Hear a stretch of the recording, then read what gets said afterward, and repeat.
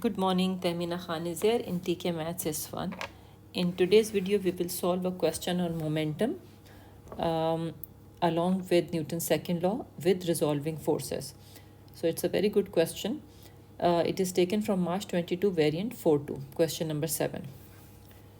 So let's see here.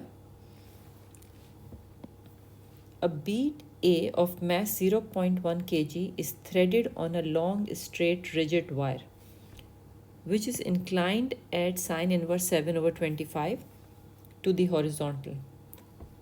A is released from rest and moved down the wire. The coefficient of friction between bead A and the wire is mu. When A has traveled 0.45 meter down the wire, its speed is this. So we will draw the diagram and draw all the forces on it so that we can solve the question.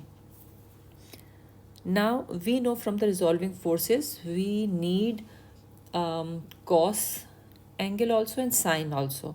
So with the help of this information which is given here, sine inverse 7/25, we will find the rest of the information. Number one step. Okay.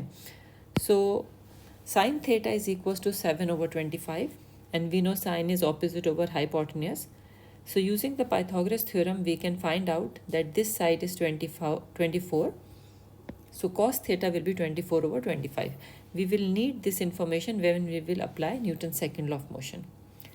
Now let's see the diagram here, which is the depiction of the whole problem which is explained in the above 3 lines. Okay. Now I would like to explain this diagram here because it is extremely important that you draw it very correctly with correct direction of the forces. Okay. So now if you see here, the angle I have taken theta here, right? And this first bead is here. After covering 0.45 meter, because it is mentioned in the diagram here, third line. So suppose the bead A has reached at this point when it has covered 0.45 meter. And we know coefficient of friction works in the opposite direction of the motion. So that's why this arrow is drawn here that mu r is acting upward. Whereas when we resolve the forces on the bead which is on the inclined plane here, right, you will get perpendicular to the ramp and parallel to the ramp, right? And this is equals to 1 sine theta. Why? Because the mass of the bead is 1 kg. So its weight will be 1 Newton. So that's why this line will be 1 sine theta and this one will be 1 cos theta. We know this thing from the video resolving forces. And at this point when bead A has covered 0.45 meter, its speed is 0.6 meter per second. So this is the whole explanation of the problem which is given here. Now, if we have to find out Newton's second law of motion, we need acceleration. We don't have acceleration. We have to find, or we have to show mu is equals to 0.25, which is part A of the question. So in Newton's second law of motion, I need acceleration. Achha, by the way, this mu r r is actually perpendicular to the plane acting upward. So r is actually equals to 1 cos theta straight away. So let's find out acceleration first of all. How we will find that out? Any idea? Yes, using the constant acceleration formula, we will figure it out. It was given in the question that initially A was at rest. It means u is equals to 0. V is equals to 0.6 given in the question when the distance was covered 0.45 meter. So which constant acceleration formula we can use? V square is equals to u square plus 2as. Now let's substitute the values here and get the value of A. So it is 2.5 meter per second square. Okay. This is the value which we will substitute here. Okay. So now let me just clean it, otherwise it will become very dirty. Okay, so now we have to show that mu is 0.25. So we are going to substitute the values here. Okay, So this 24 over 25, you can understand it is the value of r. R is equals to 1 cos theta. Right? We have already seen here r is equals to 1 cos theta and cos theta is equals to 24 over 25. We have figured it out. So now we are just substituting the values here. Just give me 1 second. Okay, so now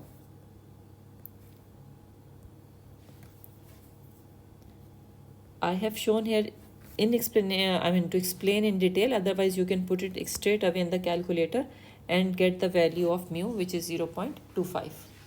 Right, now second part of the question is, here I have just drawn the same diagram here for reference.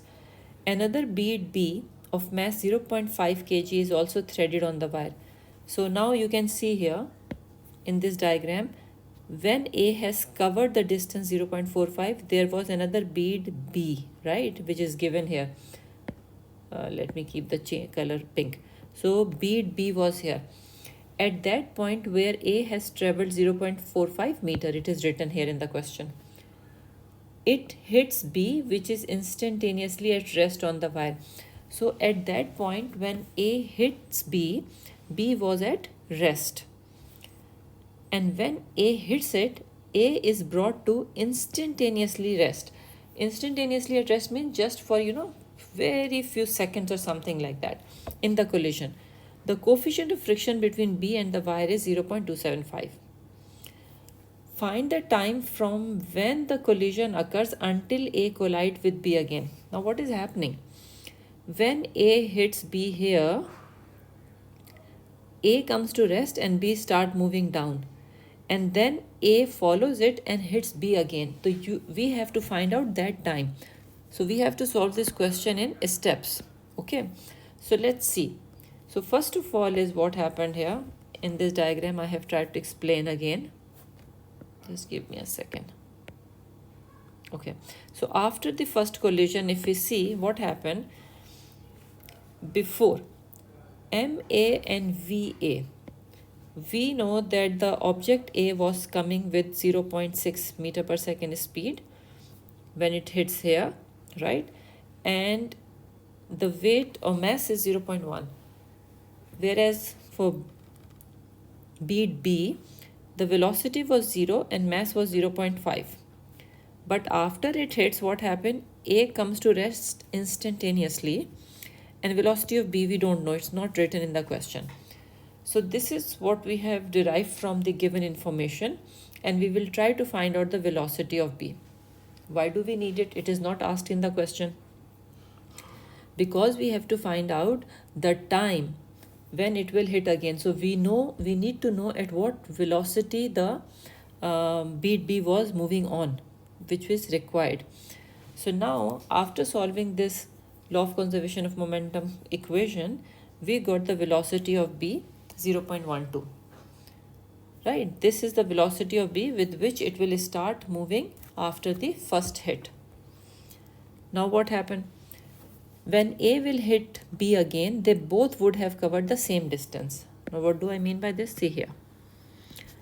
Suppose this is the point when A hits B, right? That is the point. Now B started moving down and A, which was instantaneously at rest, will definitely start coming down again because it is on the ramp, and it will suppose hit B again here. So we have to find out how long did it take. So when I said the same distance covered, definitely from this point to this point when hitting is happening again, the distance is same, right? So what information do we get from here? Absolutely right. We have to use distance equation now. So distance equation for constant acceleration, we know S is equals to ut plus half at square.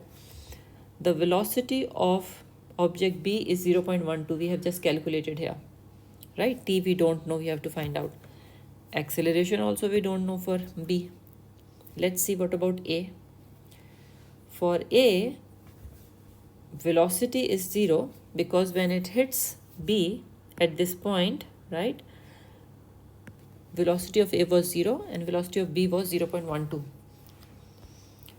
So now we can find out the distance covered by what? We cannot find out distance because we don't know for how long they were traveling, right? So our equation will remain in t. Acceleration of A we have already calculated in part 1 and it will remain same. So this is the equation of distance we get for object A. Now we have to find out for B, but we need to calculate acceleration first of all. So how we will calculate? Simply by Newton's second law of motion, right? So this diagram is here for you. You can see this object, right? It is 0.5 kg. I'm talking about with respect to B.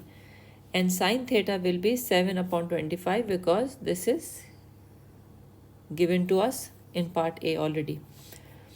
So we have calculated here A is equals to 0.16. Okay. So now you have the velocity or acceleration of object B. So I will just substitute it here now in this place. Okay. So this will give me the distance equation for object B also. It is here. And we know when A is hitting B again, they both have covered the same distance. What does this mean? It means this equation you can put equals to this equation. So you will equate both the equations, right? So let's see here. So I'm going to equate both the equations and solve it.